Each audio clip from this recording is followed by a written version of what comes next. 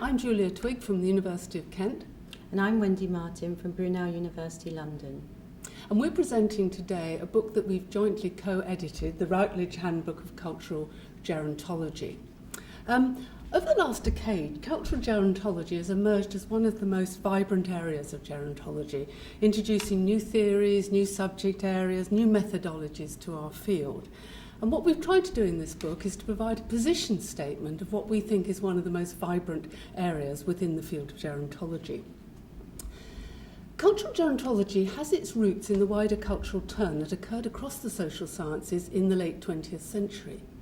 But the impact of that cultural turn came relatively late to gerontology.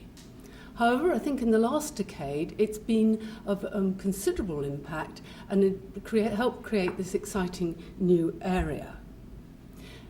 In addition to the cultural turn within the social sciences, however, we need to add changes that have occurred across the arts and humanities.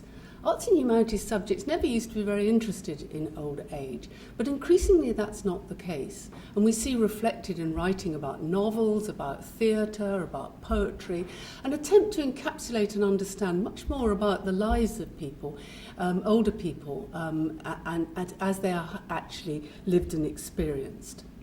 And those impulses together have come together to create this new area of cultural gerontology. One of the things that cultural gerontology attempts to do, I think, is to get away from the old dominant account of later years or old age in terms of frailty, dependency, and to analyses rooted in social welfarist approaches, and instead to look at later years, as it's increasingly seen within this literature, in terms of a wider, richer account that focuses much more on the subjectivities and experiences of older people themselves.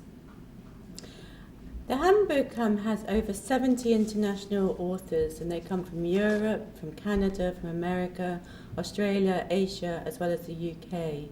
Each of these authors are key and well-known figures within their field, and each of them have reviewed their area of study and looked and identified their key debates and explored the future directions.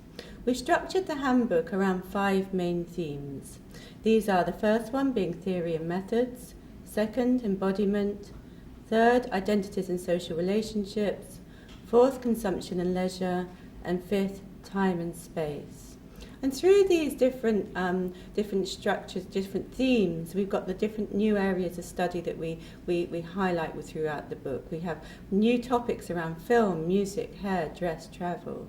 We have novel understandings of diverse identities around gender, sexuality, ethnicity, youth culture and celebrity, and new ways of experiencing daily lives around the digital, global, local, public and private space and time.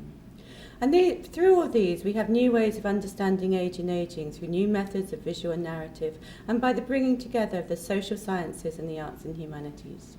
In this book, we've tried to reflect the rich new landscape of work that we see, and in doing so, to shift the ways in which we analyse and understand later years.